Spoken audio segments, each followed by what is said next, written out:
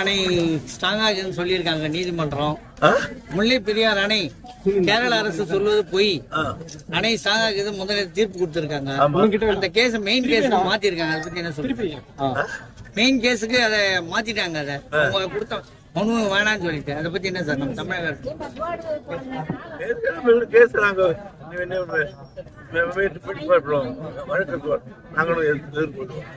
நேற்று காவிரி மேலாண்மை நீராற்று கூட்டம் நடந்தது. இன்னும் நமக்கு தர வேண்டிய நீரை கர்நாடக அரசு தராம இழுக்கடிக்கிறாங்க. அதை பத்தி மழை காலத்துல வர தண்ணி எல்லாம் விட்டுட்டு அந்த கணக்கை சேர்த்து காட்டிடுவாங்க.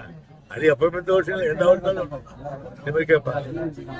தோல் கழிவு நீரால பாதிக்கப்பட்ட குடும்பங்களுக்கு இழப்பீடு வழங்கணும் அப்படின்னு உயர்நீதிமன்றம் கொடுத்த தீர்ப்பை இன்னைக்கு சுப்ரீம் கோர்ட்டை கொடுத்துதான் ஆகணும்.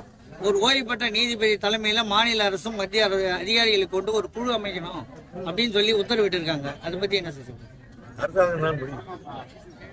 தமிழ்நாட்டுல கனிம வளங்கள் நிறைய அளவு கர்நாடகா கடத்துறாங்க அப்படின்னு லாரி உரிமையாளர் சங்கம் யுவராஜ் ஒரு குற்றச்சாட்டு சொல்றாரு. குறிப்பா கிருஷ்ணகிரி மாவட்டத்துல அங்கீகாரம் இல்லாத குவாரிகள் அதிக அளவு செயல்படுது அப்படின்றாரு. என்ன நடவடிக்கை எடுத்திருக்கணும்? யுவராஜ் ஆளுக்கு கடத்தாம